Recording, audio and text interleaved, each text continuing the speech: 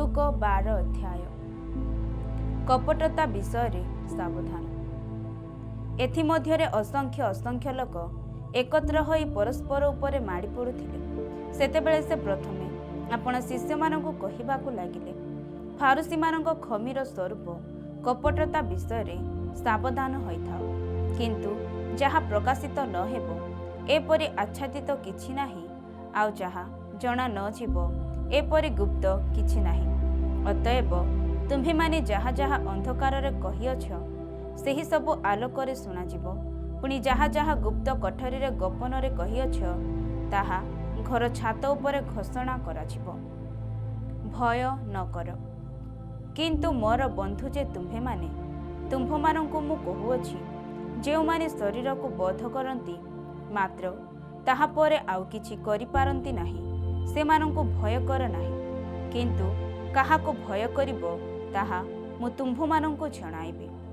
ବୋଧକଲା ଓତାରେ ନରକରେ ନିକ୍ଷେପ କରିବା ନିମନ୍ତେ ଯାହାଙ୍କର ଅଧିକାର ଅଛି ତାହାଙ୍କୁ ଭୟ କର। ହଁ, ମୁଁ ତୁମ୍ଭମାନଙ୍କୁ ସତ୍ୟ କହୁଅଛି, ତାହାଙ୍କୁ ଭୟ କର। 5ଟି ଘରଚଟିଆ କ'ଣ ଯୋଡ଼ିଏ ପଇସାରେ ବିକାଯାଆନ୍ତି ନାହିଁ? ଆଉ ସେମାନଙ୍କ ମଧ୍ୟରୁ ଗୋଟିଏ ହେଲେ ଈଶ୍ୱରଙ୍କ ଛାମୁରେ ବିସ୍ମୃତ ନୁହେଁ। କିନ୍ତୁ ତୁମ୍ଭମାନଙ୍କର ମସ୍ତକର ସମସ୍ତ କେଶ ହିଁ ଗଣାଯାଇଅଛି। ଭୟ କର ନାହିଁ, ତୁମ୍ଭେମାନେ ଅନେକ ଘର ଚଟିଆଠାରୁ ଶ୍ରେଷ୍ଠ। ଲୋକଙ୍କ ସାକ୍ଷାତରେ ଖ୍ରୀଷ୍ଟଙ୍କୁ ସ୍ୱୀକାର। ଆଉ ମୁଁ ତୁମ୍ଭମାନଙ୍କୁ କହୁଅଛି, ଯେ କେହି ଲୋକଙ୍କ ସାକ୍ଷାତରେ ମୋତେ ସ୍ୱୀକାର କରିବ, ମନୁଷ୍ୟପୁତ୍ର ମଧ୍ୟ ଈଶ୍ୱରଙ୍କ ଦୂତମାନଙ୍କ ସାକ୍ଷାତରେ ତାହାକୁ ସ୍ୱୀକାର କରିବେ। କିନ୍ତୁ ଯେ ଲୋକଙ୍କ ସାକ୍ଷାତରେ ମୋତେ ଅସ୍ୱୀକାର କରିବ, ସେ ଈଶ୍ୱରଙ୍କ ଦୂତମାନଙ୍କ ସାକ୍ଷାତରେ ଅସ୍ୱୀକାର କରାଯିବ। ଆଉ ଯେ କେହି ମନୁଷ୍ୟପୁତ୍ରଙ୍କ ବିରୁଦ୍ଧରେ କଥା କହିବ ତାହାକୁ କ୍ଷମା ଦିଆଯିବ, ମାତ୍ର ଯେ ପବିତ୍ର ଆତ୍ମାଙ୍କ ବିରୁଦ୍ଧରେ ନିନ୍ଦା କଥା କହିବ ତାହାକୁ କ୍ଷମା ଦିଆଯିବ ନାହିଁ। ଆଉ ଯେତେବେଳେ ସେମାନେ ତୁମ୍ଭମାନଙ୍କୁ ସମାଜ ଗୃହ, କର୍ତ୍ତୃପକ୍ଷ ଓ କ୍ଷମତା ପ୍ରାପ୍ତ ବ୍ୟକ୍ତିମାନଙ୍କ ନିକଟକୁ ଘେନିଯିବେ, ସେତେବେଳେ ତୁମ୍ଭେମାନେ ଆପଣା ସପକ୍ଷରେ କିପରି ବା କି କଥା ଉତ୍ତର ଦେବ କିମ୍ବା କ'ଣ କହିବ ସେ ବିଷୟରେ ଚିନ୍ତିତ ହୁଅ ନାହିଁ। କାରଣ କ'ଣ କହିବାକୁ ହେବ ତାହା ପବିତ୍ର ଆତ୍ମା ସେହି ଦଣ୍ଡରେ ତୁମ୍ଭମାନଙ୍କୁ ଶିଖାଇବେ। ମୂର୍ଖ ଧନୀର ଦୃଷ୍ଟାନ୍ତ। ଲୋକସମୂହ ମଧ୍ୟରୁ ଜଣେ ତାହାଙ୍କୁ କହିଲା, ହେ ଗୁରୁ, ମୋର ଭାଇକୁ ମୋ ସହିତ ପୈତୃକ ସମ୍ପତ୍ତି ଭାଗ କରିଦେବା ନିମନ୍ତେ କହନ୍ତୁ। କିନ୍ତୁ ସେ ତାହାଙ୍କୁ ଉତ୍ତର କରି କହିଲେ, ହେ ଭାଇ, କିଏ ମୋତେ ତୁମ୍ଭମାନଙ୍କ ଉପରେ ବିଚାରକର୍ତ୍ତା ଓ ବିଭାଗକର୍ତ୍ତା କରି ନିଯୁକ୍ତ କଲା? ପୁଣି ସେ ସେମାନଙ୍କୁ କହିଲେ, ସାବଧାନ, ସମସ୍ତ ପ୍ରକାର ଲୋଭରୁ ଆପଣା ଆପଣାକୁ ଦୂରରେ ରଖ। କାରଣ ଜଣେ ଲୋକର ଜୀବନ ତାହାର ସମ୍ପତ୍ତିର ପ୍ରାଚୁର୍ଯ୍ୟ ଉପରେ ନିର୍ଭର କରେ ନାହିଁ। ଆଉ ସେ ସେମାନଙ୍କୁ ଏହି ଦୃଷ୍ଟାନ୍ତ କହିଲେ, ଜଣେ ଧନୀ ଲୋକର କ୍ଷେତରେ ବହୁତ ଫସଲ ହେଲା। ସେଥିରେ ସେ ମନେ ମନେ ବିବେଚନା କରି କହିଲା, କ'ଣ କରିବି, କାରଣ ମୋହର ଫସଲ ସଂଗ୍ରହ କରି ରଖିବା ନିମନ୍ତେ ସ୍ଥାନ ନାହିଁ। ପୁଣି ସେ କହିଲା, ଏହା କରିବି, ମୋର ଅମାର ସବୁ ଭାଙ୍ଗି ବଡ଼ ବଡ଼ କରି ତୋଳିବି ଓ ସେ ସବୁରେ ମୋର ଶସ୍ୟ ଓ ଦ୍ରବ୍ୟ ସବୁ ସଂଗ୍ରହ କରି ରଖିବି। ଆଉ ମୁଁ ମୋର ପ୍ରାଣକୁ କହିବି, ରେ ପ୍ରାଣ, ଅନେକ ବର୍ଷ ନିମନ୍ତେ ତୋର ବହୁତ ଦ୍ରବ୍ୟ ସଞ୍ଚିତ ଅଛି। ବିଶ୍ରାମ କର, ଭୋଜନ କର, ଆମୋଦ କର। କିନ୍ତୁ ଈଶ୍ୱର ତାହାଙ୍କୁ କହିଲେ, ରେ ନିର୍ବୋଧ, ଆଜି ରାତିରେ ତୋର ପ୍ରାଣ ତୋଠାରୁ ନିଆଯିବ। ସେଥିରେ ତୁ ଯାହା ଯାହା ଆୟୋଜନ କରିଅଛୁ ସେହି ସବୁ କାହାର ହେବ? ଯେ ଆପଣା ନିମନ୍ତେ ଧନ ସଞ୍ଚୟ କରେ କିନ୍ତୁ ଈଶ୍ୱରଙ୍କ ବିଷୟରେ ଧନୀ ନୁହେଁ, ତାହା ପ୍ରତି ଏହିପରି ଘଟେ। ଚିନ୍ତିତ ନ ହୁଅ। ସେ ଆପଣା ଶିଷ୍ୟମାନଙ୍କୁ କହିଲେ, ଏ ନିମନ୍ତେ ମୁଁ ତୁମ୍ଭମାନଙ୍କୁ କହୁଅଛି, କ'ଣ ଖାଇବ ଏପରି ଭାଲି ତୁମ୍ଭମାନଙ୍କ ଜୀବନ ନିମନ୍ତେ, କିମ୍ବା କ'ଣ ପିନ୍ଧିବ ଏପରି ଭାଲି ତୁମ୍ଭମାନଙ୍କ ଶରୀର ନିମନ୍ତେ ମଧ୍ୟ ଚିନ୍ତା କର ନାହିଁ। କାରଣ ଭକ୍ଷ୍ୟ ଅପେକ୍ଷା ଜୀବନ ଓ ବସ୍ତ୍ର ଅପେକ୍ଷା ଶରୀର ଶ୍ରେଷ୍ଠ। ପୁଆମାନଙ୍କ ବିଷୟ ଭାବି ଦେଖ, ସେମାନେ ବୁଣନ୍ତି ନାହିଁ କି କାଟନ୍ତି ନାହିଁ, ପୁଣି ସେମାନଙ୍କର ଗଳାଘର ବା ଅମାର ନାହିଁ, ଆଉ ଈଶ୍ୱର ସେମାନଙ୍କୁ ଆହାର ଦିଅନ୍ତି। ତୁମ୍ଭେମାନେ ପକ୍ଷୀମାନଙ୍କ ଅପେକ୍ଷା କେତେ ଅଧିକ ଶ୍ରେଷ୍ଠ। ପୁଣି ତୁମ୍ଭମାନଙ୍କ ମଧ୍ୟରେ କିଏ ଚିନ୍ତା କରି କରି ଆପଣା ଆୟୁ ହାତେ ଦୀର୍ଘ କରିପାରେ? ଅତଏବ ତୁମ୍ଭେମାନେ ଯଦି ସବୁଠାରୁ କ୍ଷୁଦ୍ର ବିଷୟ ସୁଦ୍ଧା କରିବାକୁ ସକ୍ଷମ ନୁହଁ, ତେବେ ଅନ୍ୟ ସମସ୍ତ ବିଷୟ ସମ୍ବନ୍ଧରେ କାହିଁକି ଚିନ୍ତା କରୁଅଛ? ପୁଷ୍ପଗୁଡ଼ିକ ବିଷୟ ଭାବି ଦେଖ, ସେଗୁଡ଼ିକ କିପରି ସୂତା କାଟନ୍ତି ନାହିଁ କି ବୁଣନ୍ତି ନାହିଁ। ତଥାପି ମୁଁ ତୁମ୍ଭମାନଙ୍କୁ କହୁଅଛି, ସଲୋମନ ସୁଦ୍ଧା ଆପଣାର ସମସ୍ତ ଐଶ୍ୱର୍ଯ୍ୟରେ ଏଗୁଡ଼ିକ ମଧ୍ୟରୁ କଟିକ ପରି ବିଭୂଷିତ ନଥିଲେ। କିନ୍ତୁ ଯେଉଁ ଘାସ ଆଜି କ୍ଷେତରେ ଅଛି ଆଉ କାଲି ଚୁଲିରେ ପକାଯାଏ, ତାହାକୁ ଯେବେ ଈଶ୍ୱର ଏ ପ୍ରକାର ବେଶ ଦିଅନ୍ତି, ତେବେ ହେ ଅଳ୍ପ ବିଶ୍ୱାସୀମାନେ, ସେ ତୁମ୍ଭମାନଙ୍କୁ କେତେ ଅଧିକ ରୂପେ ନ ଦେବେ। ପୁଣି କ'ଣ ଖାଇବ ଓ କ'ଣ ପିଇବ, ତାହା ତୁମ୍ଭେମାନେ ଖୋଜି ବୁଲ ନାହିଁ କିମ୍ବା ଚିନ୍ତିତ ହୁଅ ନାହିଁ। କାରଣ ଜଗତର ବିଜାତୀୟମାନେ ଏହିସବୁ ବିଷୟ ଖୋଜି ବୁଲନ୍ତି। କିନ୍ତୁ ଏହି ସମସ୍ତ ବିଷୟ ଯେ ତୁମ୍ଭମାନଙ୍କର ପ୍ରୟୋଜନ, ତାହା ତୁମ୍ଭମାନଙ୍କର ପିତା ଜାଣନ୍ତି। ବରଞ୍ଚ ତୁମ୍ଭେମାନେ ତାହାଙ୍କ ରାଜ୍ୟ ଅନ୍ୱେଷଣ କର, ଆଉ ଏହି ସମସ୍ତ ବିଷୟ ମଧ୍ୟ ତୁମ୍ଭମାନଙ୍କୁ ଦିଆଯିବ। ହେ ସାନ ପୋଲ, ଭୟ କର ନାହିଁ, କାରଣ ତୁମ୍ଭମାନଙ୍କୁ ସେହି ରାଜ୍ୟ ଦେବା ନିମନ୍ତେ ତୁମ୍ଭମାନଙ୍କ ପିତାଙ୍କର ସନ୍ତୋଷ। ତୁମ୍ଭମାନଙ୍କର ଯାହା ଅଛି ତାହା ବିକ୍ରୟ କରି ଦାନ କର, ଯାହା କ୍ଷୟ ପାଏ ନାହିଁ, ଏପରି ଥଳି ଆପଣା ଆପଣା ନିମନ୍ତେ ପ୍ରସ୍ତୁତ କର, ଯେଉଁଠାରେ ଚୋର ନିକଟକୁ ଆସେ ନାହିଁ କିମ୍ବା କୀଟ ନଷ୍ଟ କରେ ନାହିଁ। ଏପରି ସ୍ୱର୍ଗରେ ଅକ୍ଷୟ ଧନ ସଞ୍ଚୟ କର, କାରଣ ଯେଉଁଠାରେ ତୁମ୍ଭମାନଙ୍କର ଧନ, ସେହିଠାରେ ମଧ୍ୟ ତୁମ୍ଭମାନଙ୍କର ମନ। ଜାଗ୍ରତ ଦାସ, ତୁମ୍ଭମାନଙ୍କର କଟି ବନ୍ଧା ଥାଉ ଓ ପ୍ରଦୀପ ଜଳୁଥାଉ। ଆଉ ପ୍ରଭୁ ବିବାହ ଉତ୍ସବରୁ ବାହୁଡ଼ି ଆସି ଦ୍ୱାରରେ ମାରିବା ମାତ୍ର ଯେଉଁ ଲୋକମାନେ ତାଙ୍କ ନିମନ୍ତେ ତତ୍କ୍ଷଣାତ୍ ଦ୍ୱାର ଫିଟାଇବାକୁ ଅପେକ୍ଷାରେ ଥାନ୍ତି, ତୁମ୍ଭେମାନେ ସେମାନଙ୍କ ପରି ହୋଇ ରହିଥାଅ। ପ୍ରଭୁ ଆସି ଯେଉଁ ଦାସମାନଙ୍କୁ ଜାଗ୍ରତ ଦେଖିବେ, ସେମାନେ ଧନ୍ୟ। ମୁଁ ତୁମ୍ଭମାନଙ୍କୁ ସତ୍ୟ କହୁଅଛି, ସେ ଆପଣାର କଟି ବନ୍ଧନ କରି ସେମାନଙ୍କୁ ଭୋଜନରେ ବସାଇ ନିକଟକୁ ଯାଇ ସେବା କରିବେ। ଆଉ ସେ ଯଦି ଦ୍ୱିତୀୟ କି ତୃତୀୟ ପ୍ରହରରେ ସୁଦ୍ଧା ଆସି ସେମାନଙ୍କୁ ସେପରି ଦେଖନ୍ତି, ତାହାହେଲେ ସେହି ଦାସମାନେ ଧନ୍ୟ। କିନ୍ତୁ ଏହା ଜାଣିଥାଉ, କେଉଁ ଦଣ୍ଡରେ ଚୋର ଆସିବ, ଏହା ଗୃହକର୍ତ୍ତା ଯେବେ ଜାଣନ୍ତେ, ତାହାହେଲେ ସେ ଆପଣା ଗୃହରେ ସିନ୍ଧି କାଟିବାକୁ ଦିଅନ୍ତେ ନାହିଁ। ତୁମ୍ଭେମାନେ ମଧ୍ୟ ପ୍ରସ୍ତୁତ ହୋଇଥାଅ, କାରଣ ଯେଉଁ ଦଣ୍ଡରେ ତୁମ୍ଭେମାନେ ମନେ କରୁନଥିବ, ସେହି ଦଣ୍ଡରେ ମନୁଷ୍ୟପୁତ୍ର ଆସିବେ। ସେଥିରେ ପିତର କହିଲେ, ହେ ପ୍ରଭୁ, ଆପଣ କେବଳ ଆମ୍ଭମାନଙ୍କୁ ନା ସମସ୍ତଙ୍କୁ ଏହି ଦୃଷ୍ଟାନ୍ତ କହୁଅଛନ୍ତି? ପ୍ରଭୁ କହିଲେ, ଏଣୁ ଆପଣା ପରିଜନମାନଙ୍କୁ ଯଥା ସମୟରେ ନିରୂପିତ ପଡ଼ିଦେବା ନିମନ୍ତେ ପ୍ରଭୁ ଯାହାଙ୍କୁ ସେମାନଙ୍କ ଉପରେ ନିଯୁକ୍ତ କରିବେ, ଏପରି ବିଶ୍ୱସ୍ତ ଓ ବୁଦ୍ଧିମାନ ବେବର୍ତ୍ତା କିଏ? ପ୍ରଭୁ ଆସି ଆପଣାର ଯେଉଁ ଦାସକୁ ସେ ପ୍ରକାର କରୁଥିବା ଦେଖିବେ, ସେ ଧନ୍ୟ। ମୁଁ ତୁମ୍ଭମାନଙ୍କୁ ସତ୍ୟ କହୁଅଛି, ସେ ତାହାକୁ ଆପଣାର ସର୍ବସ୍ୱ ଉପରେ ନିଯୁକ୍ତ କରିବେ।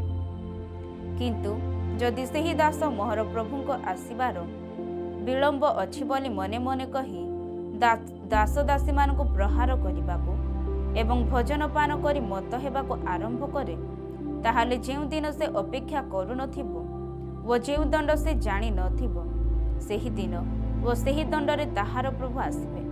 ପୁଣି ସେ ତାହାକୁ ଦ୍ୱିଖଣ୍ଡ କରି ଅବିଶ୍ୱସ୍ତମାନଙ୍କ ସହିତ ତାହାର ଅଂଶ ନିରୂପଣ କରିବେ। ଆଉ ଯେଉଁ ଦାସ ଆପଣା ପ୍ରଭୁଙ୍କ ଇଚ୍ଛା ଜାଣି ପ୍ରସ୍ତୁତ ହୋଇନଥାଏ କିମ୍ବା ତାହାଙ୍କର ଇଚ୍ଛା ଅନୁସାରେ କାର୍ଯ୍ୟ କରିନଥାଏ, ସେ ବହୁତ ପ୍ରହାରରେ ପ୍ରହାରିତ ହେବ। କିନ୍ତୁ ଯେ ନ ଜାଣି ପ୍ରହାର ଯୋଗ୍ୟ କର୍ମ କରିଥାଏ, ସେ ଅଳ୍ପ ପ୍ରହାରରେ ପ୍ରହାରିତ ହେବ।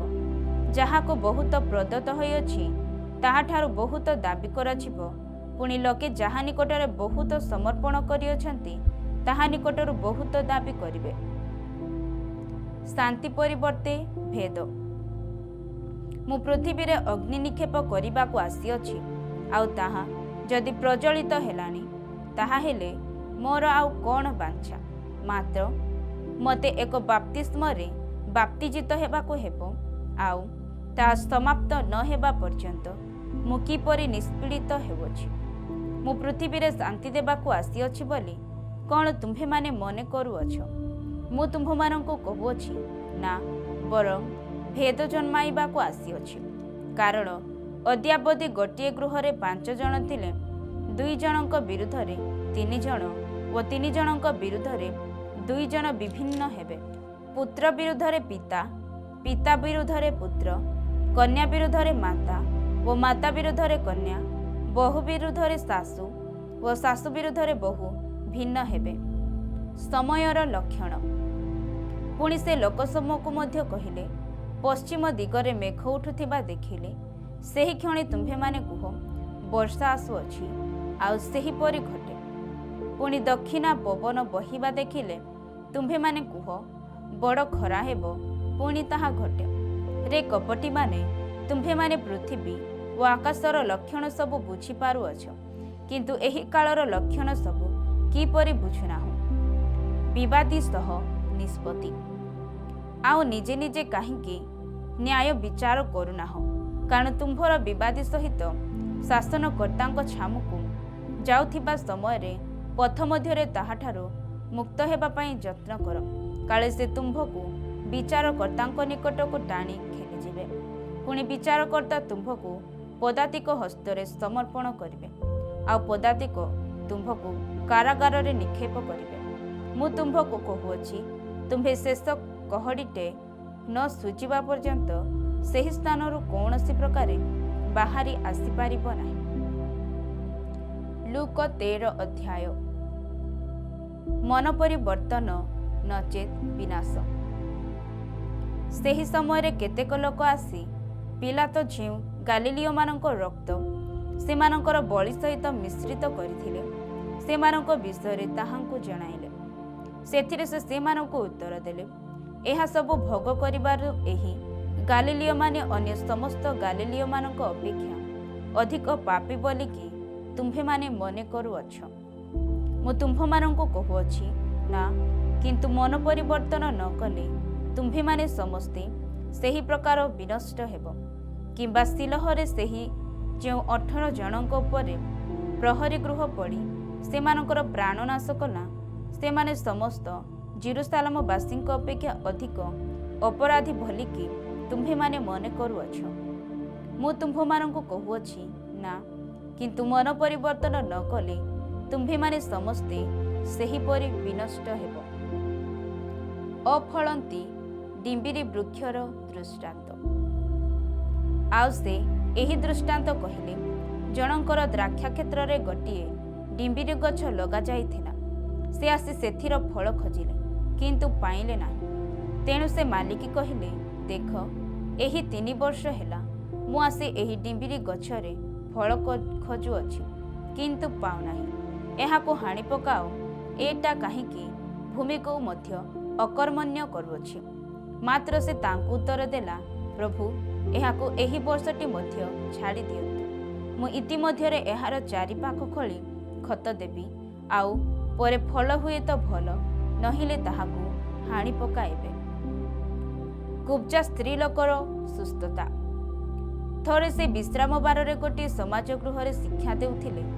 ଆଉ ଦେଖ, 18 ବର୍ଷ ପର୍ଯ୍ୟନ୍ତ ଦୁର୍ବଳକାରୀ ଆତ୍ମା ଦ୍ୱାରା ଆବିଷ୍ଟ ଜଣେ ସ୍ତ୍ରୀ ଲୋକ ସେଠାରେ ଥିଲା। ସେ କୁବ୍ଜା ହୋଇ କୌଣସି ପ୍ରକାରେ ଆପଣଙ୍କୁ ସଳଖ କରିପାରୁନଥିଲା। ଯୀଶୁ ତାହାଙ୍କୁ ଦେଖି ପାଖକୁ ଡାକି କହିଲେ, ହେ ନାରୀ, ତୁମ୍ଭର ଦୁର୍ବଳତାରୁ ମୁକ୍ତ ହେଲ। ଆଉ ସେ ତାହା ଉପରେ ହାତ ଥୋଇଲେ। ସେଥିରେ ସେହି କ୍ଷଣି ସଳଖ ହୋଇ ଈଶ୍ୱରଙ୍କର ମହିମା କୀର୍ତ୍ତନ କରିବାକୁ ଲାଗିଲା। କିନ୍ତୁ ଯୀଶୁ ବିଶ୍ରାମ ବାରରେ ସୁସ୍ଥ କରିବାରୁ ସମାଜ ଗୃହର ଅଧ୍ୟକ୍ଷ ବିରକ୍ତ ହୋଇ ଲୋକସମୂହକୁ ଉତ୍ତର ଦେଲେ, କର୍ମ କରିବା ନିମନ୍ତେ 6 ଦିନ ଅଛି, ଏଣୁ ସେହି ସବୁ ଦିନରେ ଆସି ସୁସ୍ଥ ହୁଅ, ବିଶ୍ରାମ ବାରରେ ଆସ ନାହିଁ। କିନ୍ତୁ ପ୍ରଭୁ ତାହାଙ୍କୁ ଉତ୍ତର ଦେଲେ, ରେ କପଟିମାନେ, ତୁମ୍ଭେମାନେ ପ୍ରତ୍ୟେକ କ'ଣ ବିଶ୍ରାମ ବାରରେ ଆପଣା ଆପଣା ବଳଦ କିମ୍ବା ଗଧ ଗୁହାଳରୁ ଫିଟାଇ ଘେନି ଯାଇ ପାଣି ପିଆଅ ନାହିଁ? ତେବେ ଦେଖ, 18 ବର୍ଷ ବ୍ୟାପୀ ଶୟତାନ ଦ୍ୱାରା ଆବଦ୍ଧ ଅବ୍ରାହମଙ୍କର କନ୍ୟା ଏହି ସ୍ତ୍ରୀ ଲୋକଟି କ'ଣ ବିଶ୍ରାମ ବାରରେ ଆପଣା ବନ୍ଧନରୁ ମୁକ୍ତ ହେବା ଆବଶ୍ୟକ ନଥିଲା? ଆଉ ସେ ଏହି କଥା ସବୁ କହନ୍ତି ତାହାଙ୍କ ବିପକ୍ଷ ସମସ୍ତେ ଲଜ୍ଜିତ ହେବାକୁ ଲାଗିଲେ। ମାତ୍ର ଲୋକସମୂହ ତାହାଙ୍କ କୃତ ସମସ୍ତ ମହତ କର୍ମ ସକାଶେ ଆନନ୍ଦ କରିବାକୁ ଲାଗିଲେ। ସରିଷ ଦାନା ଓ ଖମିରର ଦୃଷ୍ଟାନ୍ତ। ସେଥିରେ ସେ କହିଲେ, ଈଶ୍ୱରଙ୍କର ରାଜ୍ୟ କାହା ସଦୃଶ? ପୁଣି କାହା ସାଙ୍ଗରେ ମୁଁ ତାହାର ତୁଳନା କରିବି? ତାହା ଏ ପ୍ରକାର ଗୋଟିଏ ସରିଷ ଦାନା ପରି, ଯାହା ନେଇ ଜଣେ ଲୋକ ଆପଣା ବଗିଚାରେ ବୁଣିଲା, ଆଉ ତାହା ବଢ଼ି ଗଛ ହେଲା। ପୁଣି ଆକାଶର ଚଢ଼େଇମାନେ ଆସି ତାହାର ଡାଳରେ ବସିଲେ। ସେ ଆହୁରି କହିଲେ, ମୁଁ କାହା ସହିତ ଈଶ୍ୱରଙ୍କ ରାଜ୍ୟର ତୁଳନା କରିବି? ତାହା ଖମିର ସଦୃଶ। ଜଣେ ସ୍ତ୍ରୀ ଲୋକ ତାହା ଘେନି ମହେନେ ମଇଦା ମଧ୍ୟରେ ଘୋଡ଼ାଇ ରଖିଲା, ଆଉ ଶେଷରେ ସମସ୍ତ ଖମିରମୟ ହେଲା। ସଂକୀର୍ଣ୍ଣ ଦ୍ୱାର। ଏଥିଉତ୍ତାରେ ସେ ନଗରେ ନଗରେ ଓ ଗ୍ରାମେ ଗ୍ରାମେ ଭ୍ରମଣ କରି ଶିକ୍ଷା ଦେଉ ଦେଉ ଜିରୁସାଲାମ ଆଡ଼କୁ ଯାତ୍ରା କରୁଥିଲେ। ଆଉ ଜଣେ ତାହାଙ୍କୁ କହିଲେ, ପ୍ରଭୁ, ପରିତ୍ରାଣ ପାଇବା ଲୋକମାନଙ୍କ ସଂଖ୍ୟା କ'ଣ ଅଳ୍ପ?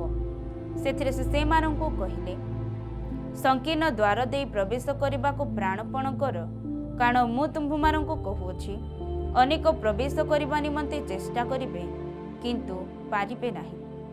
ଗୃହକର୍ତ୍ତା ଉଠି ଦ୍ୱାର ବନ୍ଦ କଲା ଉତ୍ତାରେ ଯେତେବେଳେ ତୁମ୍ଭେମାନେ ବାହାରେ ଠିଆ ହୋଇ ରହିବ ଓ ହେ ପ୍ରଭୁ, ଆମ୍ଭମାନଙ୍କ ନିମନ୍ତେ ଦ୍ୱାର ଫିଟାନ୍ତୁ, ଏହା କହି ଦ୍ୱାରରେ ମାରିବାକୁ ଲାଗିବ, ସେତେବେଳେ ସେ ତୁମ୍ଭମାନଙ୍କୁ ଉତ୍ତର ଦେବେ, ତୁମ୍ଭେମାନେ କେଉଁ ସ୍ଥାନର ଲୋକ, ତାହା ମୁଁ ଜାଣେ ନାହିଁ।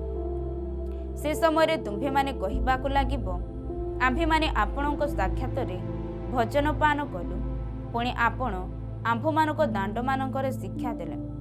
ଆଉ ସେ ତୁମ୍ଭମାନଙ୍କୁ କହିବେ, ତୁମ୍ଭେମାନେ କେଉଁ ସ୍ଥାନର ଲୋକ, ତାହା ମୁଁ ଜାଣେ ନାହିଁ। ହେ ଅଧର୍ମାଚାରୀ, ସମସ୍ତେ ମୋ ପାଖରୁ ଦୂର ହୁଅ। ଯେତେବେଳେ ତୁମ୍ଭେମାନେ ଅବ୍ରାହମ, ଇସହାକ, ଯାକୁବ, ପୁଣି ସମସ୍ତ ଭାବବାଦୀଙ୍କୁ ଈଶ୍ୱରଙ୍କ ରାଜ୍ୟରେ ଥିବା ଓ ଆପଣା ଆପଣାକୁ ବାହାରେ ପକାଯାଉଥିବା ଦେଖିବ, ସେତେବେଳେ ସେଠାରେ ରୋଦନ ଓ ଦନ୍ତର କିଡ଼ିମିଡ଼ି ହେବ। ପୁଣି ପୂର୍ବ ଓ ପଶ୍ଚିମ, ଉତ୍ତର ଓ ଦକ୍ଷିଣରୁ ଲୋକେ ଆସି ଈଶ୍ୱରଙ୍କ ରାଜ୍ୟରେ ଭୋଜନରେ ବସିବେ। ଆଉ ଦେଖ, ଶେଷରେ ଥିବା କେତେକ ପ୍ରଥମ ହେବେ ଓ ପ୍ରଥମରେ ଥିବା କେତେକ ଶେଷରେ ପଡ଼ିବେ। ଜିରୁସାଲାମ ପ୍ରତି ଯୀଶୁଙ୍କ ପ୍ରେମ। ସେହି ଦଣ୍ଡରେ କେତେକ ଫାରୁସୀ ତାହାଙ୍କ ନିକଟକୁ ଆସି କହିଲେ, ଏ ସ୍ଥାନ ଛାଡ଼ି ବାହାରି ଯାଆନ୍ତୁ, କାରଣ ହେରୋଦ ଆପଣଙ୍କୁ ବଧ କରିବାକୁ ଇଚ୍ଛା କରୁଅଛନ୍ତି। ସେଥିରେ ସେ ସେମାନଙ୍କୁ କହିଲେ, ତୁମ୍ଭେମାନେ ଯାଇ ସେହି କୋକିଶିଆଳିକୁ କୁହ, ଦେଖ, ମୁଁ ଆଜି ଓ କାଲି ଭୂତ ଛଡ଼ାଉଅଛି ଓ ଆରୋଗ୍ୟ କରୁଅଛି, ପୁଣି ତୃତୀୟ ଦିନରେ ମୁଁ ସିଦ୍ଧ ହେବି। ଯାହା ହେଉ, ଆଜି, କାଲି ଓ ପରଦିନ ମୋତେ ଯାତ୍ରା କରିବାକୁ ହେବ, କାରଣ ଜିରୁସାଲାମର ବାହାରେ ଭାବବାଦୀର ବିନଷ୍ଟ ହେବା ଉଚିତ ନୁହେଁ। ଗୋ ଜିରୁସାଲାମ, ଗୋ ଜିରୁସାଲାମ, ଭାବବାଦୀମାନଙ୍କ ହତ୍ୟାକାରିଣୀ ଓ ଆପଣ ନିକଟକୁ ପ୍ରେରିତମାନଙ୍କ ପ୍ରସ୍ତରଘାତରେ। ଗୋ ଜିରୁସାଲାମ, ଗୋ ଜିରୁସାଲାମ, ଭାବବାଦୀମାନଙ୍କ ହତ୍ୟାକାରିଣୀ ଓ ଆପଣା ନିକଟକୁ ପ୍ରେରିତମାନଙ୍କ ପ୍ରସ୍ତରଘାତକାରିଣୀ। କୁକୁଟି ଗୁଡ଼ିକ ଯେପରି ପକ୍ଷ ତଳେ ଆପଣା ଶାବକମାନଙ୍କୁ ଏକତ୍ର କରେ, ସେହିପରି ମୁଁ କେତେଥର ତୋହର ସନ୍ତାନମାନଙ୍କୁ ଏକତ୍ର କରିବାକୁ ଇଚ୍ଛା କଲି, କିନ୍ତୁ ତୁମ୍ଭେମାନେ ଇଚ୍ଛୁକ ହେଲ ନାହିଁ। ଦେଖ, ତୁମ୍ଭମାନଙ୍କ ଘର ତୁମ୍ଭମାନଙ୍କ ହାତରେ ଛାଡ଼ି ଦିଆଯାଉଅଛି। ଆଉ ମୁଁ ତୁମ୍ଭମାନଙ୍କୁ କହୁଅଛି, ପ୍ରଭୁଙ୍କ ନାମରେ ଯିଏ ଆସୁଅଛନ୍ତି, ସେ ଧନ୍ୟ। ତୁମ୍ଭେମାନେ ଯେଉଁ ଦିନ ଏହି କଥା କହିବ, ସେହି ଦିନ ନ ଆସିବା ପର୍ଯ୍ୟନ୍ତ ମୋତେ ନିଶ୍ଚୟ ଆଉ